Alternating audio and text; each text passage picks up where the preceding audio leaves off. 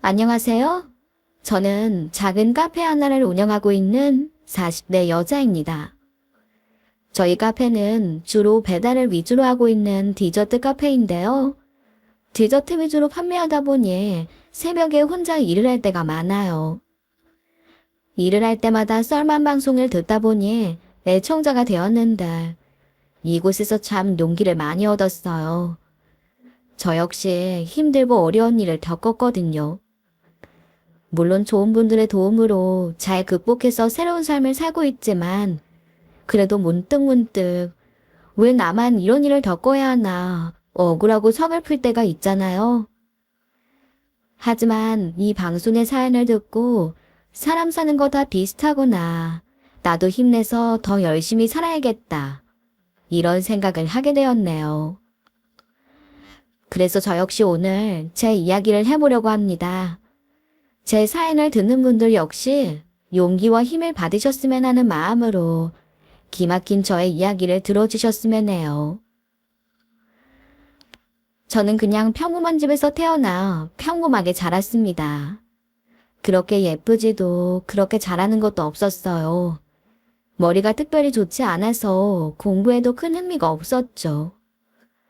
부모님은 그래도 이런 저를 혼내시기보다는 네가 하고 싶은 걸 찾아보라고 하셨고요.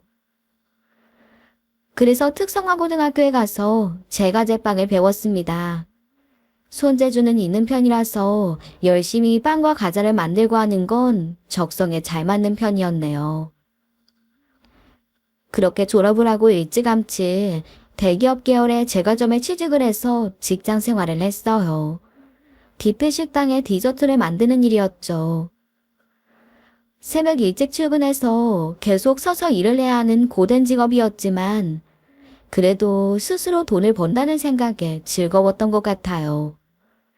제가 만든 반죽이 예쁜 빵이나 케이크로 만들어져 손님들이 맛있게 먹는 걸 보는 것도 참 기뻤습니다. 그때까지도 저는 딱히 진지한 연애는 해보지 못했어요. 그냥 학교 다닐 때 풋풋하게 만나던 사람이 있었지만 각자 회사 일을 하면서 바쁘다 보니 자연스럽게 헤어졌죠. 그리고도 몇 번 잠깐 만나던 사람들은 있었지만 그닥 인연이 아니었던지 오래가지 못하고 헤어지게 됐어요.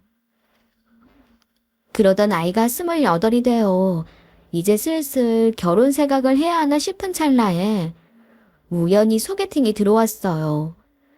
그것도 저희 매장 점장님이 소개해준 사람이었습니다. 제가 일하던 곳이 대기업 계열사다 보니 점장님 역시 좋은 대학을 나온 대기업 직원이었어요. 학벌도 좋고 직장도 좋은 사람이 제게 사람을 소개시켜준다니 약간 의외였습니다. 지금 생각해보면 그때부터 무언가 꿍꿍이가 있다는 걸 알았어야 했던 거죠. 저처럼 평범하게 그지없는 고졸 계약직 직원에게 명문대를 나와 대기업에 다니는 사람이 친구를 소개시켜준다는 건 그냥 봐도 있을 법한 일은 아니잖아요. 그렇다고 뭐 제가 엄청난 미인이거나 한 것도 아니니 말입니다. 하지만 저는 그때 어리고 순진했어요. 평소에 성실한 저를 좋게 봤다. 그러니 내 친구 좀 만나보겠냐. 그 말에 저는 고지고대로 믿어버렸던 것이죠. 점장 같은 사람이 왜 너에게 친구를 소개시켜주냐. 뭔가 이상한 사람 아니냐 잘 봐야 한다. 주변에서 이런 이야기가 있긴 했어요. 하지만 그 역시 전부 질투가 나서 하는 말이라 생각했네요. 긴장해서 나간 소개팅에서 저는 남편을 만났습니다. 이상한 사람 소개시켜주는 거 아니냐는 말을 듣고 저 역시 불안한 마음이 없잖아 있긴 했었지만 그 사람은 저의 그런 불안을 한 방에 날려주는 사람이었어요. 그야말로 보자마자 한눈에 반할 만한 사람이었죠. 키가 훤칠한 데다 오똑한 코에 지적인 눈매, 하얀 피부. 누가 봐도 지적이고 기티가 흘러 넘쳤습니다. 그 사람 또한 명문대를 나와 은행원으로 근무하고 있었어요. 집안도 좋았네요. 게다가 시아버지가 꽤 큰 중견기업을 운영하고 계셔서 경제적으로도 넉넉했어요. 정말 그냥 봐서는 저와 만날 이유가 전혀 없는 그런 사람이었던 거죠. 저는 첫 만남에서 그 사람에게 반해버렸습니다. 여유 있는 태도와 멋진 분위기, 그리고 제가 갖지 못한 학벌과 직업. 정말 그때 그 사람은 저에게 완벽한 남자 그 자체였어요. 그래서 저와는 절대 잘 되지 않으리라 생각했죠. 하지만 그 사람은 의외로 제게 호감을 보이더군요. 처음 만나 식사를 하고 차를 마시러 가서는 제게 이렇게 말했어요. 저는 은주 씨와 다음에 또 만나고 싶은데 은주 씨는 어떻게 생각해요? 저는 정말 깜짝 놀랐죠. 네, 정말요? 또 만나실 거예요? 아, 은주 씨만 좋으시다면요. 싫으시면 어쩔 수 없지만. 아니에요. 저도 좋아요. 아니, 의외라서요. 의외라뇨? 남녀가 소개팅을 하고 다음 약속을 또 잡는 게 뭐가 어때서요? 저는 그야말로 몸둘 바를 모르겠더군요. 아, 저를 마음에 안 들어 하실 줄 알았어요. 너무 멋지셔서. 저를 그렇게 잘 봐주셔서 너무 감사하네요. 저야말로 은지 씨처럼 좋은 분 만나서 오늘 기분이 너무 좋은데요. 그럼 저희 다음에 또 만나는 거죠? 그날 저를 보며 환하게 웃던 그 사람이 얼마나 멋지던지 저는 넋을 잃었어요. 아직도 그날의 그 사람의 표정이 정말 생생하게 기억이 나는 걸 보면 저의 운명은 어쩌면 그 순간 결정되었던 것인지도 모릅니다. 처음 만나던 날 전 그 사람에게 반해버렸고 얼마 지나지 않아 마음은 물론 온몸을 그에게 바치게 되어버렸죠. 그때는 그가 죽으라면 죽는 신용까지 할 정도였어요. 그렇게 사랑에 빠져있던 나날들은 얼마나 행복했는지 모릅니다. 행복하고 또 행복했죠. 그 무엇도 부러운 게 없었네요. 주변 사람들은 제 남자친구를 보면 다들 입을 떡 벌렸어요. 심지어 우리가 팔짱을 끼고 지나가면 그 사람 얼굴을 보고 제 얼굴을 한 번 더 보기도 했습니다. 그래서 더 행복하기도 했던 것 같아요. 누구나 탐낼만한 남자가 제 남친이라는 사실에 저는 취해 있었던 것 같네요. 하지만 한편으로는 그럴수록 전 이 사람보다 모자라고 못한 사람이라는 생각이 점점 깊어졌어요. 지금 생각해보면 제 자존감을 깎아먹는 연애였고 사랑이었지만 그때 전 알지 못했던 겁니다. 두 번째 만남 이후 우리는 바로 사귀기로 하고 아주 빠르게 깊은 관계가 되었습니다. 하지만 그의 태도는 미지근했죠. 만날 약속도 잡고 어느 연인들처럼 데이트도 하고 때로는 관계를 가지기도 했지만 그 사람은 다정하진 않았어요. 다정하게 사랑을 속삭이거나 저를 애지중지하지도 않았네요. 그렇다고 뭐 차갑거나 나쁘지도 않았죠. 어쩌면 그런 것이 더 저를 애타게 하고 더욱 매달리게 했는지도 모릅니다. 그렇게 만난 지 6개월쯤 되었을까? 그는 뜻밖의 말을 꺼내더군요. 우리 빨리 결혼하자. 너도 나이도 있고 하니 그냥 이렇게 만나고 하는 시간 아까워. 얼른 결혼해서 편하게 지내고 싶어. 저는 솔직히 좀 놀랬어요. 사귀고는 있었지만 그는 늘 저에게 미지근한 감정을 가지고 제하는 것을 알고 있었거든요. 그래서 절대 결혼까지는 가지 못하리라 생각했던 것이죠. 그랬던 사람이 사귄 지 1년도 안 되어서 결혼 이야기를 꺼낼 것이라고는 상상도 하지 못했기 때문입니다. 오히려 제가 되물어볼 정도였으니까요. 진심이에요? 진짜 나랑 결혼할 거예요? 그가 저를 쳐다보더니 무심히 이러더군요. 진짜지? 그럼 내가 하지도 않을 건데 이런 얘기를 하겠어? 저는 그 말을 듣고 바보같이 울어버렸습니다. 감동을 받은 거였는지 아니면 안심이 되었는지는 잘 모르겠어요. 제가 눈물을 흘리자 그는 저를 물끄러미 보더니 이렇게 말했어요. 뭘 울기는. 그래서 할 거야 말 거야. 할 거지? 응? 제가 고개를 끄덕이자 그는 다시 무심한 표정으로 돌아가더군요. 만약 말이죠. 만약에 과거로 돌아간다면 저는 그때의 나로 돌아가 그 결혼을 말리고 싶어요. 그 사람이 그때 보였던 그 태도는 사랑하는 여자에게 결혼하자고 하는 것이 아니었다고, 결혼 승낙을 받고 기뻐하는 것이 아니라고 말이에요. 하지만 그때 전 그런 생각을 하지 못했어요. 그저 벅차오르는 감정에, 벅차오르는 마음에 하염없이 눈물만 나더군요. 이제는 더 이상 마음을 졸이지 않아도 된다는, 이 사람이 언제 나를 떠날지 몰라 안절부절하지 않아도 된다는 그런 기쁨에 어쩔 줄 몰랐던 것입니다. 그 사람이 저희 집으로 인사 오던 날, 좋은 집안과 좋은 학벌에 인물까지 좋은 그 사람을 저희 부모님은 너무나도 좋아하셨습니다. 제 동생은 나중에 제게 로또 맞았다고 할 정도였으니까요. 하지만 반면에 그 사람의 부모님은 저를 못마땅해 하셨어요. 어쩌면 당연한 일일지도 모르겠지만 대학도 나오지 못하고 직업이 변변한 것도 아닌데다가 그렇다고 집안이 좋은 것도 아닌 저를 좋아하실 이유가 없긴 하다고 저도 생각합니다. 게다가 외모조차 전 그 사람에 비해 한참 모자라기까지 했으니까요. 하지만 그날의 기억은 너무나도 서러웠네요. 처음 인사를 간 날부터 시부모님은 저를 벌레 보듯 하시더군요. 선물꾸러미를 들고 고개를 숙였지만 거실에 앉아있던 시아버지는 저를 힐끗 쳐다보더니 보던 텔레비전에만 계속 시선을 두셨어요. 그리고 부엌 쪽에 있던 시어머니 역시 제 쪽으로는 고개도 돌리지 않았습니다. 집안에 짜장면 배달이 왔다고 해도 그것보다는 나은 대접을 받았을 거예요. 저는 어찌할 바를 모르고 현관에 우두커니 서 있었어요.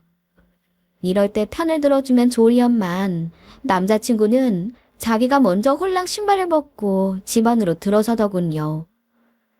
그가 얼른 들어오라는 손짓을 했지만 저는 두 분 부모님의 서슬퍼럼기에 놀려서 이러지도 저러지도 못하고 우물쭈물거렸네요. 그때 부엌 쪽에서 인상 좋은 한 여자분이 얼른 나오더니 저를 보고 환하게 웃어 보였습니다. 그리고는 손을 뻗어 따뜻하게 제 손을 잡고 저를 끌어당겼죠. 아, 어서 와요. 오느라 고생했죠? 얼른 식사해야죠. 배고프지 않아요? 어머님, 아버님, 서방님이랑 결혼하실 분 오셨네요. 정말 반가워요. 그 집에서 저를 유일하게 따뜻하게 반겨준 그 사람은 다름 아닌 남자친구 형의 아내였어요. 저에게는 곧 형님이 될 분이었습니다. 그분은 우물쭈물하는 저를 다정하게 이끌어 자연스럽게 거실에 앉히고 차를 내오며 말을 걸었어요. 식사를 하는 도중에도 음식이 입에 맞는지, 좋아하는 음식이 무엇인지 계속 말을 걸어주고 웃어주셨기 때문에 겨우 마음을 진정시킬 수 있었죠. 아마 그분이 아니었다면 저는 어쩌면 울면서 뛰쳐나왔을지도 모릅니다. 이후로도 시아버지와 시어머니는 제가 무슨 투명인간이라도 되는 듯이 굴었어요. 이것저것 물어보기는커녕 눈길 한 번을 주지 않았네요. 제가 조심스럽게 인사를 했지만 받아주지도 않았죠. 그리고 그건 남편의 형도 마찬가지였습니다. 하지만 그 와중에도 가장 상처가 되었던 것은 남자친구의 반응이었어요. 모든 식구들이 대놓고 차가운 냉대를 하는데도 그는 그런 상황이 안 보이는 것인지 아니면 모르는 것인지 저에게 말도 별로 걸지 않고 묵묵히 밥만 먹더라고요. 어쩌면 안 보이는 척 모르는 척 하는 것인지도 몰랐습니다. 그날 저를 사람 취급을 해준 사람은 단 한 명, 제 형님자리 될 뿐이었네요. 차라리 결혼을 반대한다며 저에게 악다구니를 하거나 화를 내기라도 했으면 덜 비참했을까요? 겨우 어찌어찌 그곳을 나와 집으로 돌아가는데 바보처럼 눈물만 나더군요. 하지만 남자친구는 그런 저의 모습을 보고도 달래주기는커녕 아무 말도 하지 않았어요. 참다 못한 제가 말을 꺼냈습니다. 부모님이 나 싫어하시는 거예요? 나 너무 불편했어. 하지만 그는 무심히 한마디 대꾸할 뿐이었어요. 원래 그런 사람들이야. 신경 쓰지 마. 어떻게 신경을 안 써? 우리 결혼 반대하시는 거예요? 아니 그럼 무슨 말이라도 해야지. 날 투명인간 취급하는데 너무 힘들었어. 그때였어요. 갑자기 차를 거칠게 세운 그가 냉랭한 목소리로 제게 그러더군요.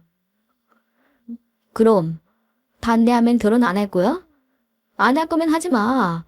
결혼한다고 인사까지 갔는데 내가 뭘 어째야 되는데? 아이씨 짜증나네. 야 내려. 너 데려다 줄 기분 아니야. 빨리 안 내려. 그는 오히려 저에게 버럭버럭 화를 냈죠. 당시 그에게 푹 빠져있던 저는 결혼을 하지 않겠다는 그의 말에 놀라서 펑펑 울면서 잘못했다고 빌었습니다. 바보처럼 이 사람이 결혼하자고 하는데 왜 그걸 못 참고 징징대었나 후회까지 했어요. 겨우겨우 사과를 거듭하고서야 그의 화는 풀렸죠.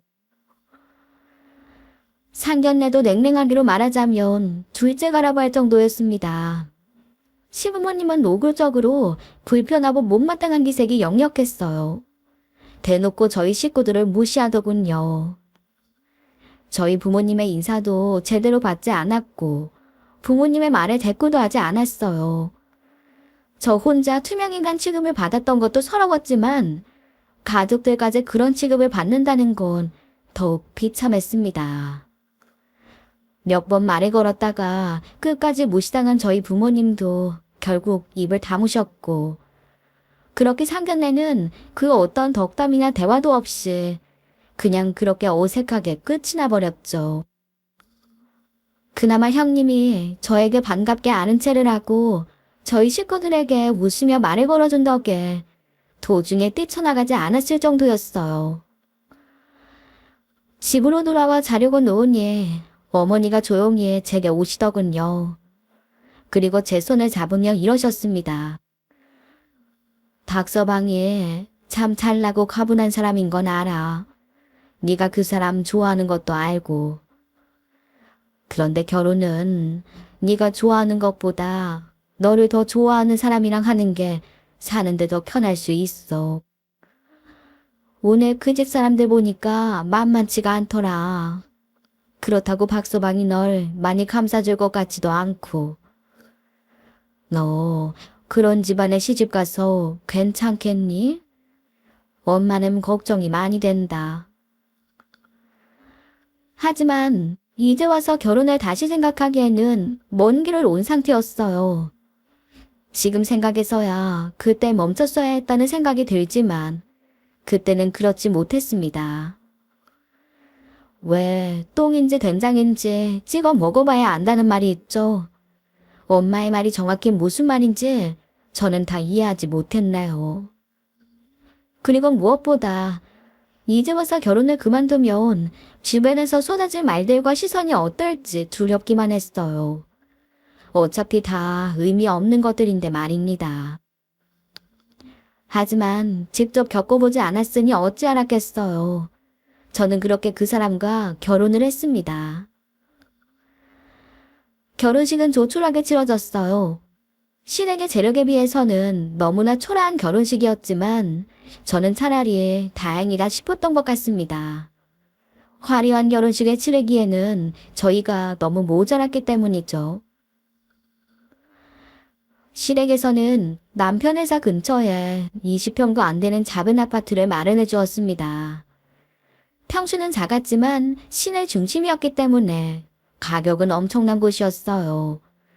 그곳에 살림을 채워넣는 것도 제게는 만만한 일이 아니었네요. 시댁에 보내는 혼수를 준비하는 것도 버거웠죠. 저 때문에 부모님은 크진 않지만 그래도 빚까지 지셨어요. 그 모든 것이 부담이었기 때문에 차라리 그렇게 조촐하게 치러진 결혼식이 마음 편했다고나 할까요? 하지만 이 사정을 아는지 모르는지 사람들은 이걸 두고도 입방아를 찍어댔습니다. 아니, 그렇게 돈도 많은 집안이 뭐 이런 데서 결혼식을 해? 큰아들 때는 호텔에서 엄청 화려하게 했으면서 지금 집안 사정이 안 좋나? 그게 아니라 둘째 며느리가 맘에 안 든대잖아. 큰 며느리는 엄청 부잣집 딸에다가 명문대 나온 똑똑한 며느리인데 비해 큰아들은 거의 반백수나 다름없고 이 집안 사랑이 둘째 아들인데 어디 고졸인 여자랑 결혼한대나 봐. 저기 저 집 사모 얼굴 봐. 표정이 나라라도 이런 표정이요. 저를 부러워하고 질투했던 친구들과 직장 동료들 역시 결혼식장에 와서는 그럼 그렇지 하는 표정들로 있었네요. 그럴수록 저는 주먹을 꼭 쥐고 결심을 했어요. 니들이 전부 놀랄 정도로 잘 살아보겠다고 말입니다. 누구나 부러워할 정도로 아주 행복하게 잘 살아서 당신들 꼴을 납작하게 해주겠다고 결심하고 또 결심했어요. 하지만 그런 결심이 무색하게 결혼식이 끝난 후 떠난 신혼여행에서도 남편의 태도는 심드렁하기만 했어요. 신혼여행이 아니라 무슨 휴가라도 떠나온 사람처럼 그 어떤 것도 귀찮아하더군요. 신혼여행을 온 다른 부부들이 석양을 바라보며 산책을 하거나 분위기 좋은 식당에서 식사를 하는 것을 저는 그저 바라만 보아야 했네요. 그는 매일 방에 처박혀 잠만 잘 뿐 아예 나가려 하질 않았어요. 모든 것을 귀찮아하고 짜증스러워하는 그의 태도에 서러웠지만 어쩔 수는 없었습니다. 저는 잘 사는 모습을 보여야 했고 그러려면 참아야 했으니까요. 결혼 후 회사를 그만두었으면 하는 남편의 뜻에 따라 저는 회사를 그만두고 주부가 되었어요. 그리고 매일같이 시어머니의 호출이 시작되었습니다. 아침에 남편이 출근하고 나면 시댁으로 가 청소와 식사 준비, 빨래를 하는 생활이 이어졌어요. 100평 가까이 되는 큰 집을 저 혼자 관리해야 했던 것입니다. 시어머니는 제가 군소리 없이 일을 하자 짐을 돌봐주시던 분들을 전부 정리하고 아예 저에게 모든 집안일을 떠맡겼어요. 저는 이를 악물고 열심히 일했습니다. 이렇게 노력하다 보면 언젠가는 이분들이 알아주지 않을까 하는 마음이었죠. 하지만 시어머니와 시아버지는 저에게 온갖 폭언을 쏟아내기만 하시더군요. 어느 날은 아침 식사를 하던 시아버지가 뭔가 기분 안 좋은 일이 있었는지 국을 한 숟갈 뜨자마자 제게 숟가락을 던졌습니다. 숟가락은 제 이마를 맞추고 바닥으로 댕드랑 떨어졌어요.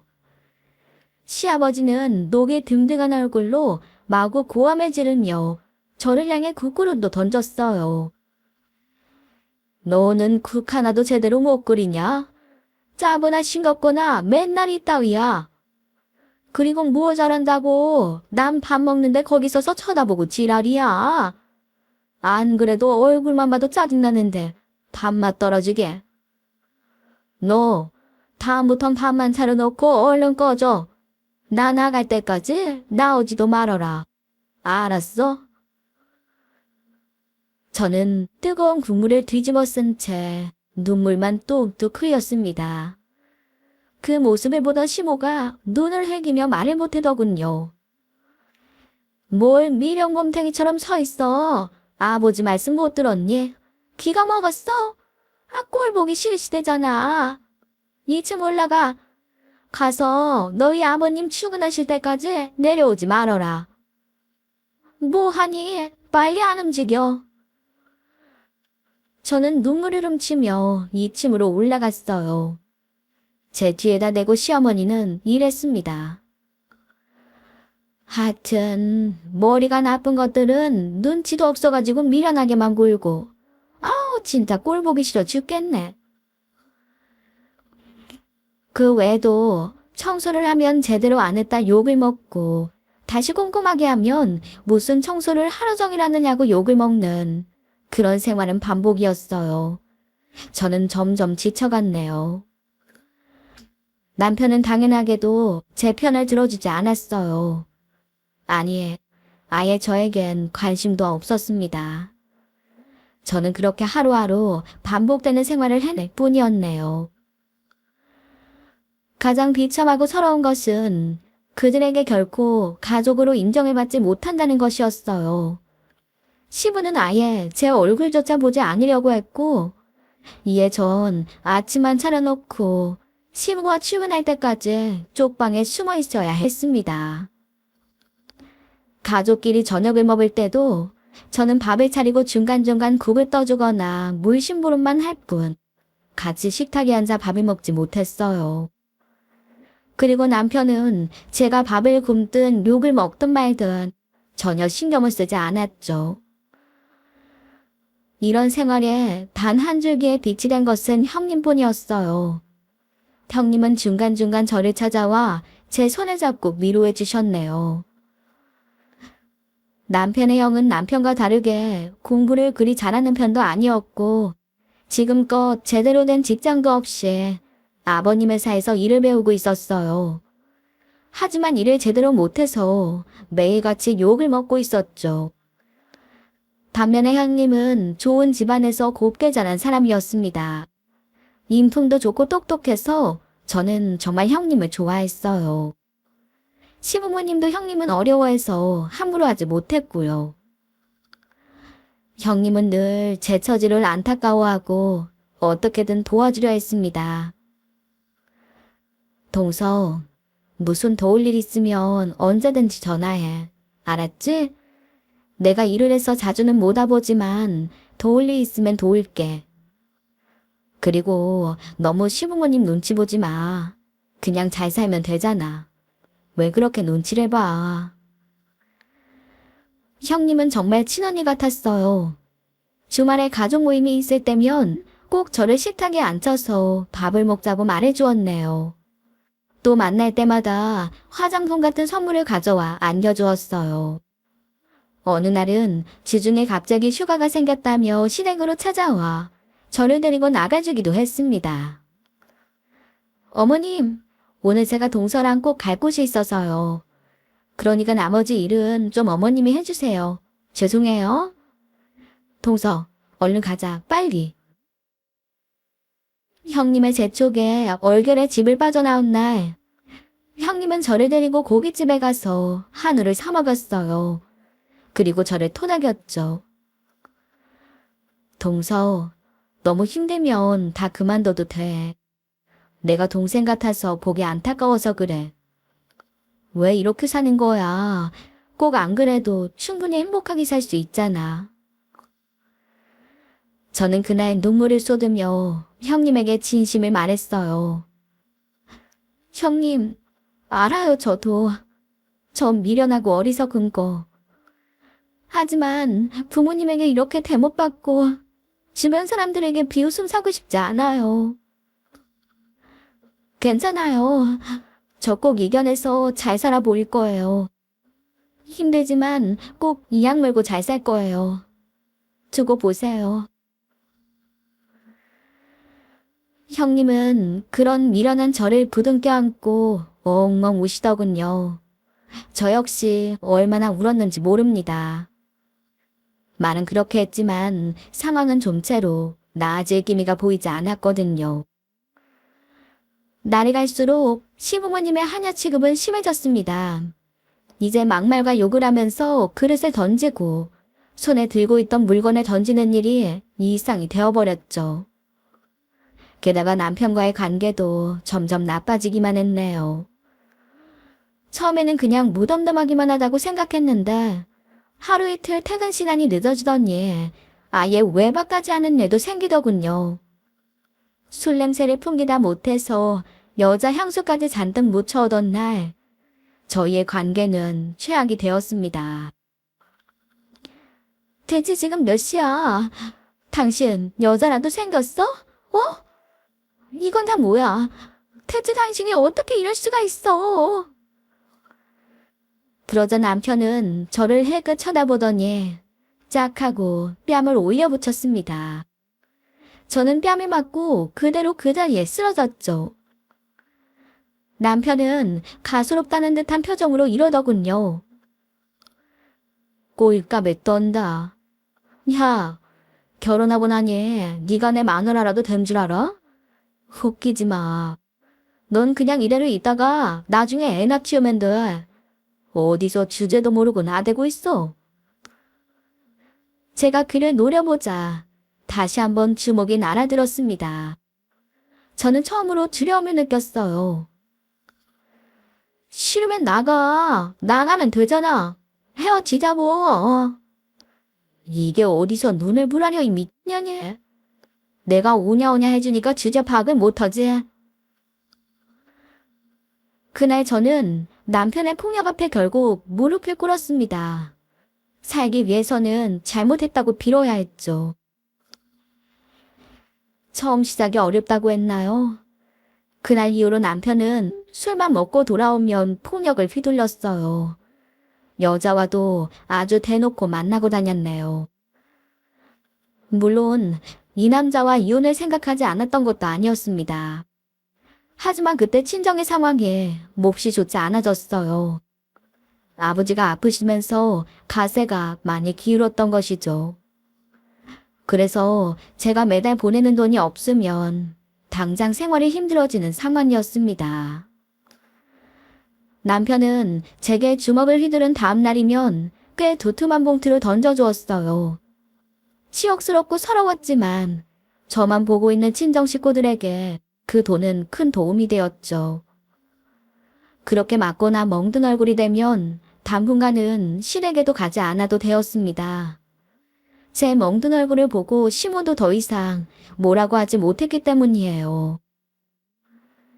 참 모진 게 사람이라고. 저는 그렇게 맞으면서도 또 그렇게 살았습니다. 멍이 가시면 다시 시댁에 불려가고 그러다 남편에게 매를 맞고 돈을 받으면 친정에 보내고 이러면서 말입니다. 그렇게 몇 년이 지났을까. 어느 날 청천벽력 같은 소식이 전해졌어요. 병원에서 걸려온 전화였죠. 바로 형님이 큰 사고를 당하셨다는 말이었습니다. 저는 시댁에 있다가 그 전화를 받자마자 곧바로 병원으로 뛰어갔습니다. 하지만 형님은 이미 이 세상 사람이 아니었어요. 음주 차량이 신호를 위반하고 형님 차를 들이받았고 형님은 그 자리에서 숨을 거두시고 마셨던 것입니다. 저는 형님의 차가운 손을 잡고 울부짖었어요. 형님의 가족들이 오히려 저를 말리고 위로할 정도였으니까요. 도저히 숨 쉴 구멍 하나 없는 제 인생에서 유일한 빛이자 안식처였던 형님을 그렇게 떠나보내는 제 심정은 이루 말할 수 없이 비참하고 또 슬펐습니다. 형님의 장례식은 성대하게 치러졌습니다. 모두들 젊은 나이에 아깝게 세상을 떠난 형님의 죽음에 슬퍼했어요. 인간미라고는 티끌만큼도 없어 보였던 시부모님마저도 형님의 죽음에는 충격을 받은 것처럼 보일 정도였죠. 하지만 이상한 일이었어요. 형님에게는 10살 먹은 아들이 하나 있었는데요. 늘 애지중지 사랑해 누구도 맞이 않는 아들이었어요. 하지만 형님의 가족들은 그 어느 누구도 그 아들에게 관심을 보이거나 자기들이 거두겠다고 하는 사람이 없었습니다. 애아빠가 키워야 하는 것이 맞긴 했지만 슬퍼하는 형님의 친정 식구들 중 그 누구도 그 아들에게 눈길을 주거나 안아주는 사람조차 없었네요. 가장 이상한 일은 아주버님 역시 아이에게 관심이 없었다는 것이죠. 망연자실한 표정으로 장례식장을 지키고 있던 그였지만 아이를 챙길 생각도 곁을 내줄 생각도 없어 보였습니다. 결국 보다 못한 제가 아이를 먹이고 재우고 달래주었어요. 갑자기 엄마가 사라진 아이는 아빠의 냉대 속에 겁을 먹고 조용히 웅크리고 있더군요. 장례식이 끝난 뒤 아이는 결국 시댁으로 오게 되었습니다. 그리고 그 아이를 돌보게 된 사람은 결국 제가 되었어요. 하지만 저는 열심히 아이를 입히고 먹이며 돌보았습니다. 형님만큼은 아니지만 형님의 사랑과 은혜에 보답하고 싶었기 때문이죠. 다행스럽게도 아이는 상처를 잘 극복하고 무탈하게 자라주었네요. 그리고 저를 잘 따랐습니다. 그렇게 아이가 저를 잘 따르자 시부모님의 반응도 눈에 띄게 부드러워지더군요. 무엇보다 놀라운 건 남편이었죠. 아이가 저와 떨어지기를 너무 싫어해 제가 시댁에서 아이와 함께 자는 날이 종종 있었어요. 그러면 남편이 시댁에 와서 저녁을 함께 먹곤 했었는데 아이를 대하는 태도가 퍽이나 다정했습니다. 그리고 저 역시도 다정하게 대하더군요. 그리고는 이런 말까지 하는 거예요. 차라리 아이를 우리 집에 데려가서 키우자. 어차피 우리 부모님도 아이 키우기는 힘들어 하실 텐데. 당신도 이제 부모님 집에서 고생하지 말고 집에서 애만 키워. 집도 좀 넓은 곳으로 이사도 가고 그러자. 저는 어안이 벙벙했죠. 아이가 복덩이였는지 그날 이후 저는 처음으로 사람 대접을 받았어요. 하지만 저는 그건 역시 어쩌면 형님의 은혜였는지도 모른다 생각했네요. 사실 결혼한 지 3년이 다 돼가도록 제게는 아이가 생기지 않았어요. 제대로 된 관계는커녕 인간 취급도 받지 못하니 결실을 맺을 리가 없었죠. 하지만 이대로라면 나 역시 다른 사람들처럼 평범하게 살 수 있을지도 모른다는 희망이 생겼습니다. 결혼하고 나서 처음으로 행복했어요. 그렇게 형님의 기일이 다가왔습니다. 시간이 너무나도 빨랐죠. 저는 조용히 아이를 데리고 형님의 납골당을 찾았어요. 제가 이렇게 살 수 있게 된 것이 다 형님의 은혜라는 생각이 들었거든요. 그리고 무엇보다 이렇게 어린아이를 놓고 눈을 감아야 했던 형님이 얼마나 아이가 보고 싶을까 하는 생각이 들기도 했네요. 납골당에서 형님은 여전히 인자한 미소를 짓고 계셨어요. 그 모습을 보자 또 눈물이 왈칵 쏟아졌죠. 전처럼 아무리 힘든 상황이 다시 온다고 하더라도 형님이 살아계신 것이 훨씬 더 그리웠으니까요.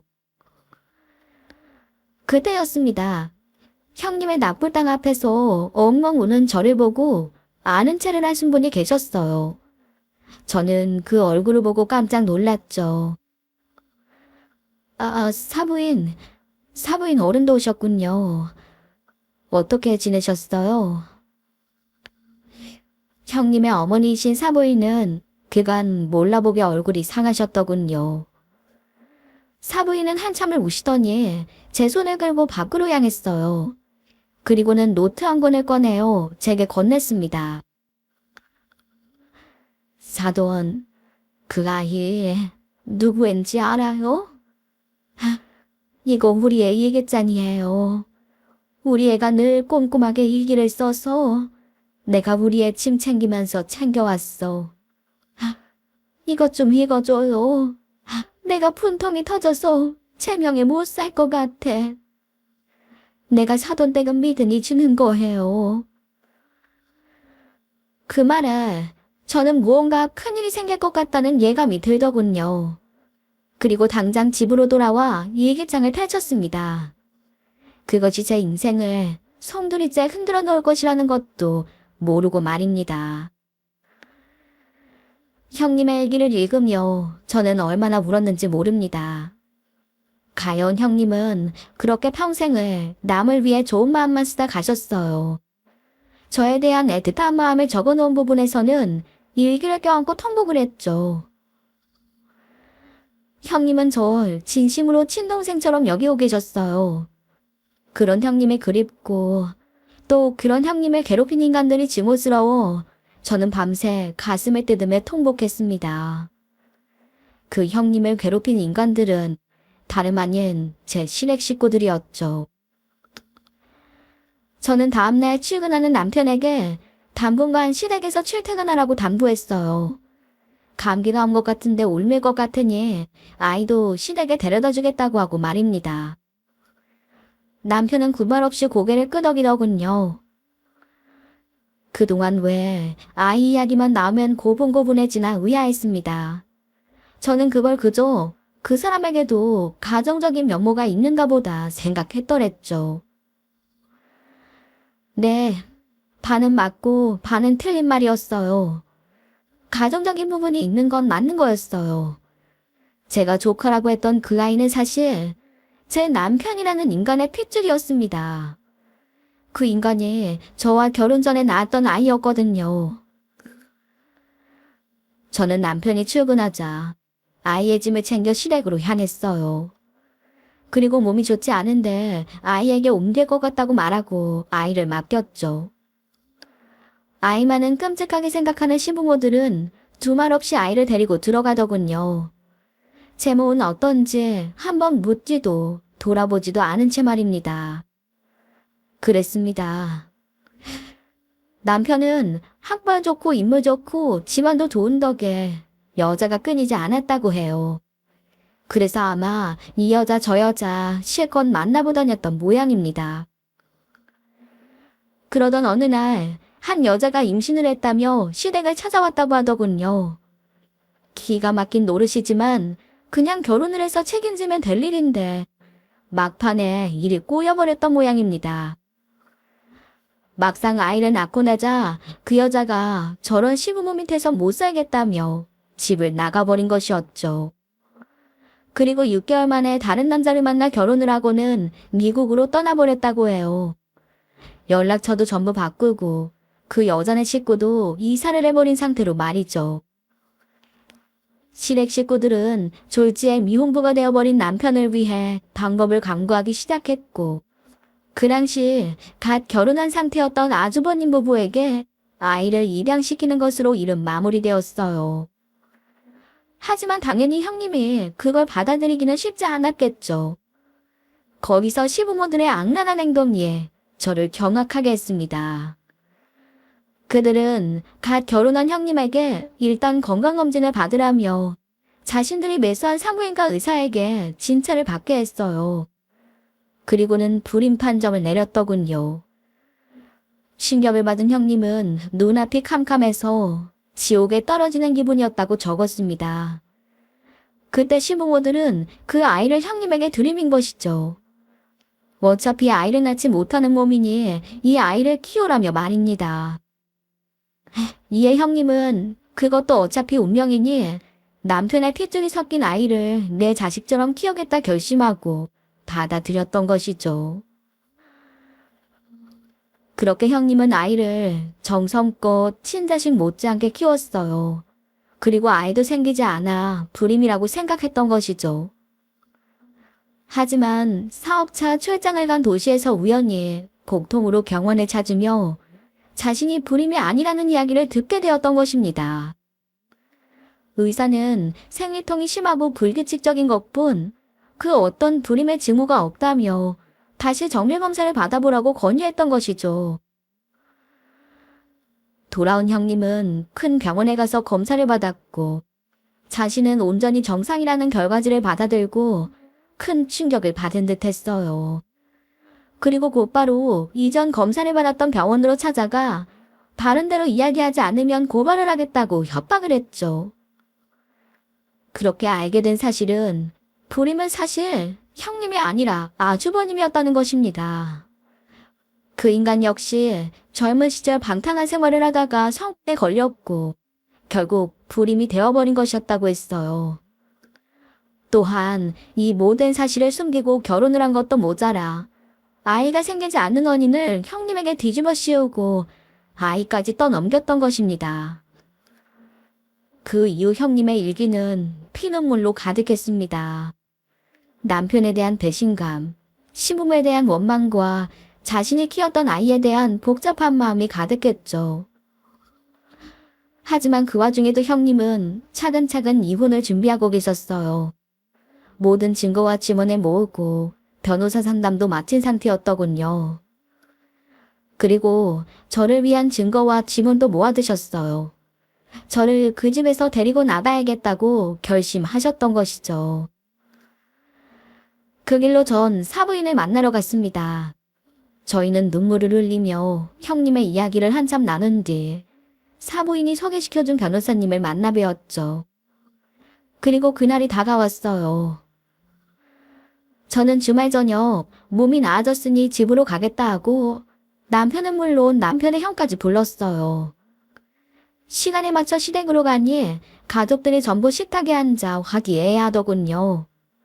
제가 오든지 말든지 그 인간들은 식사를 할 때 저를 기다린 적이 단 한 번도 없었어요.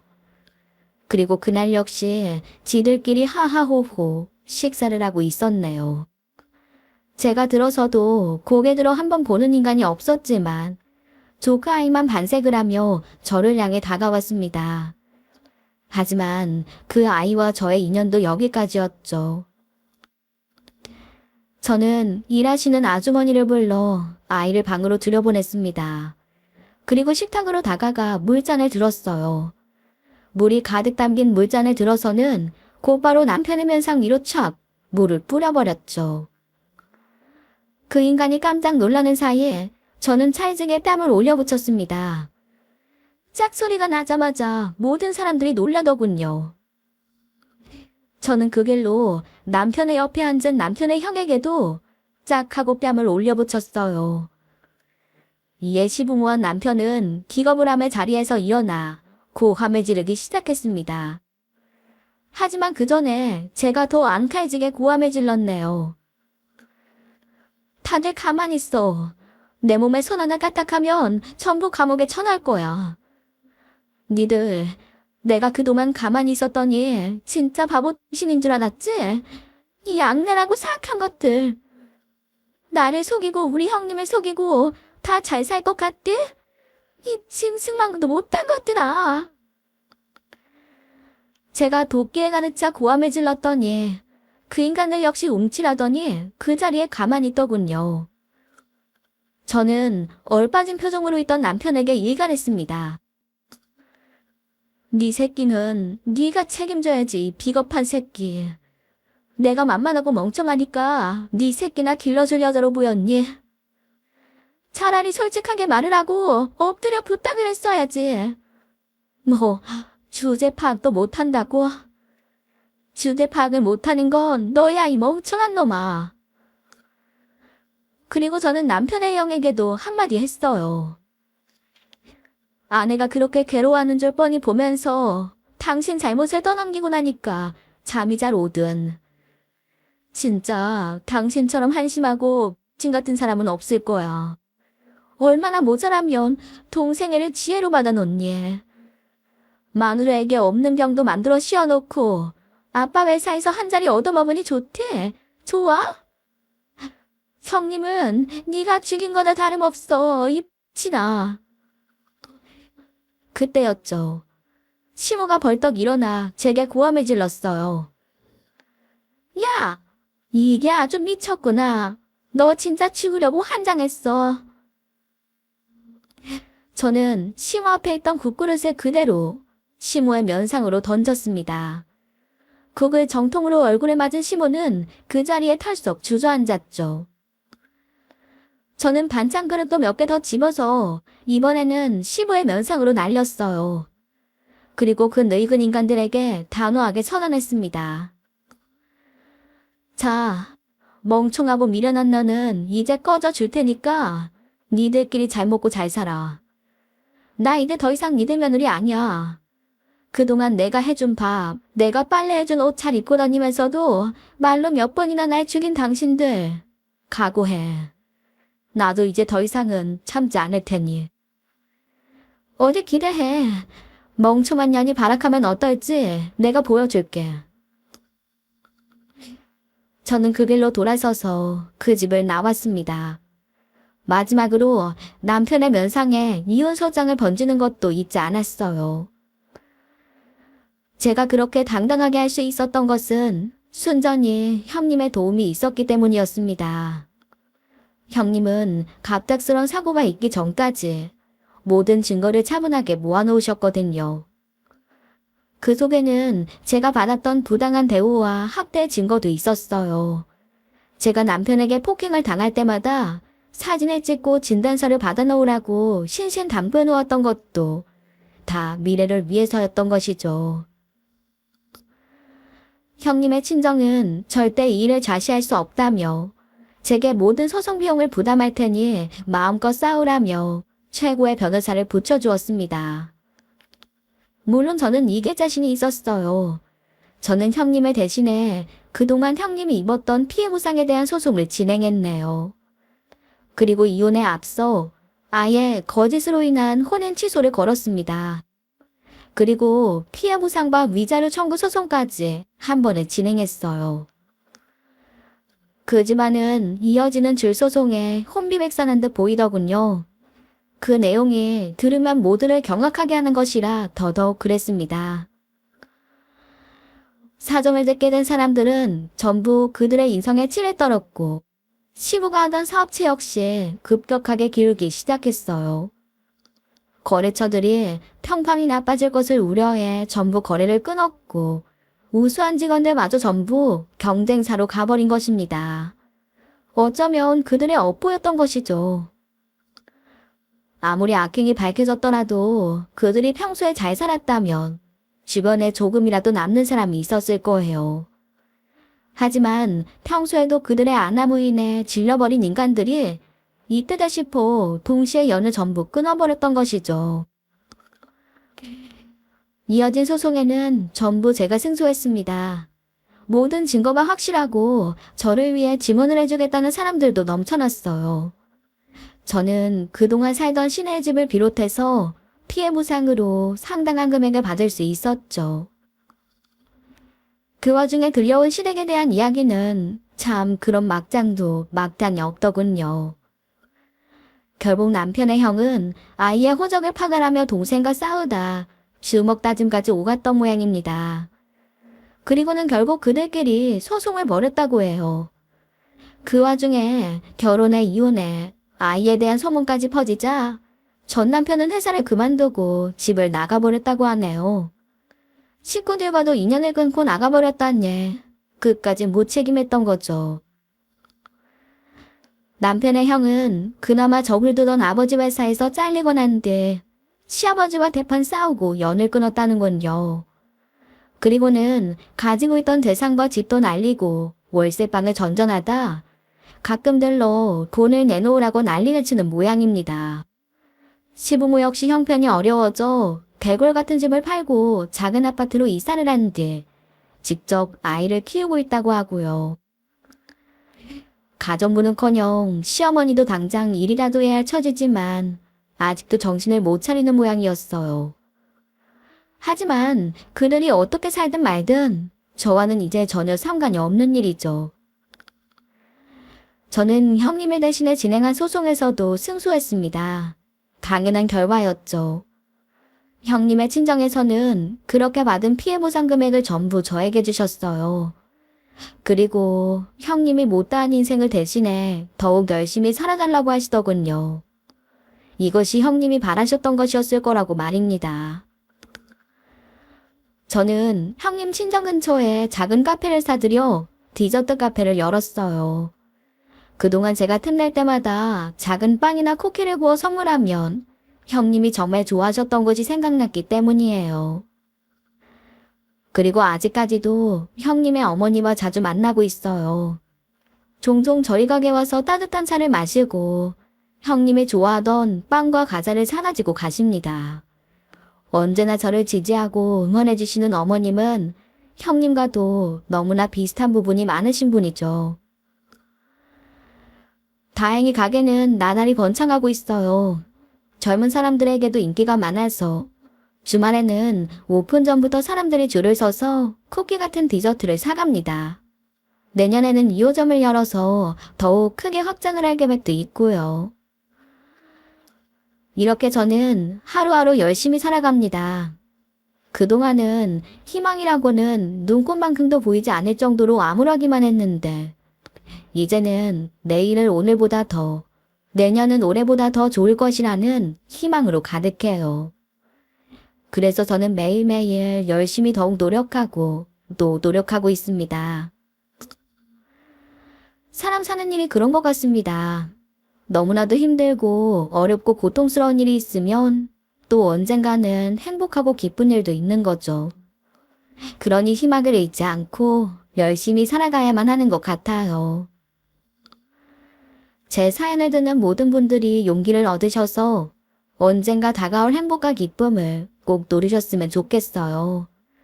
들어주셔서 감사합니다. 자기 자식 귀한 줄 알면 남의 자식 귀한 줄도 알아야 할 텐데 어쩜 시댁 식구들은 그리 염치도 없이 사람을 미워했을까요? 앞으로는 모든 사람들에게 사랑만 받으며 살아가는 하루하루 되시길 응원합니다. 또한 썰맘 시청자분들도 사연자님께 응원의 메시지 부탁드려요. 그럼 전 더 시원한 사이다 사연으로 여러분들을 찾아오겠습니다. 감사합니다.